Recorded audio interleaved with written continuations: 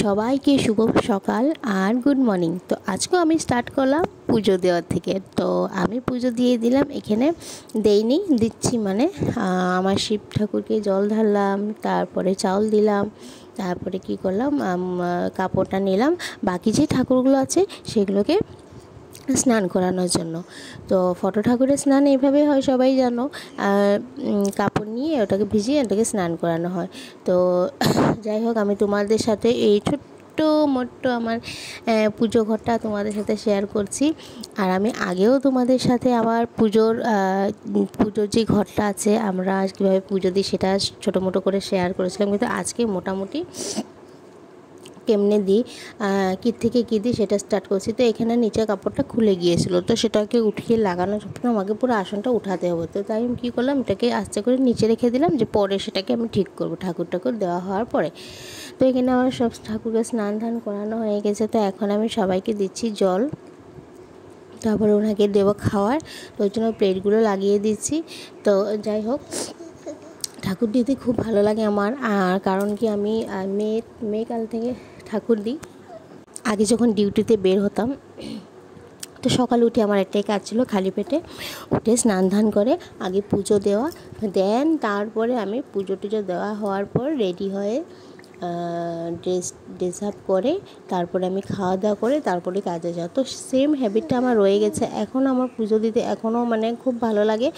আর মানে যেদিন পুজো দিন আমার মানে ভালো লাগে না আর কি, জানি না, এটা হ্যাবিটই একটা হয়ে গেছে আমার, মানে পুজো দিতে আমার ভালো লাগে। কিন্তু সন্ধ্যাটা আমি রোজ দিই না, সন্ধ্যাটা আমার শাশুড়ি মা দেয়।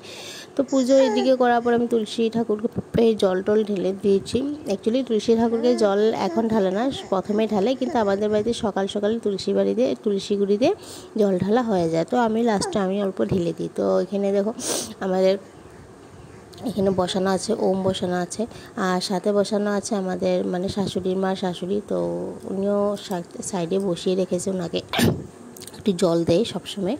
তো যাই হোক, আমি সারা ঘরে এইভাবে ধূপ দেখিয়ে আসলাম। এখন ঘন্টি বাজিয়ে পুজোটাকে সমাপ্তির দিকে নিয়ে যাচ্ছি। তারপর আমি বাজালাম কাঁসা, তারপরে বাজালাম আমি শঙ্খ বাজালাম। তো শঙ্খটা আমি রোজই বাজাই, ভালো লাগে আমার বাজাতে। তো শঙ্খ টঙ্খ বাজিয়ে সব কিছু করে আমার পুজো টুজো শেষ হয়ে গেছে। এখন ঠাকুরকে প্রণাম দিয়ে তারপরে আমি পুজো ঘর থেকে বেরিয়ে বাকি আমার কাজগুলো স্টার্ট করব।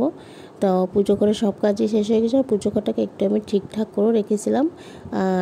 শিব ঠাকুরের মানে কি বলি কি, আমার হ্যাবিট আছে, এটা মেয়ে কালের থেকে শিব ঠাকুরকে জলটা আমার মাথায় নেওয়া। তো ওগুলো করার পরে তারপর আসলাম আমি এখানে ড্রাই ফিশ বানাতে।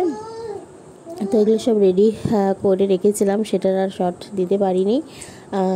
তো আমি এগুলো সব রেডি করে রাখার পর তারপরে তোমাদের সাথে শেয়ার করলাম। তো এখানে ম্যাকারনি বয়েল করে রেখেছি, সেটাও বানাবো।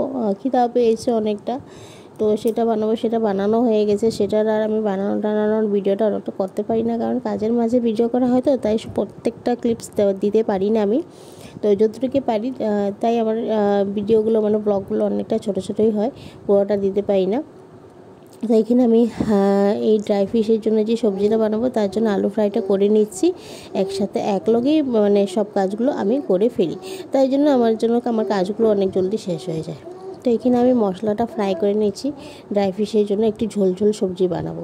তো সেটার জন্য মশলাটাকে ভালো করে ফ্রাই করে নিচ্ছি। তো এখানে যাই হোক, আমার হয়ে গেছে সমস্ত। তো এখন আমি খেতে বসবো। তো আজকের ব্লগে এদেরকে বাই।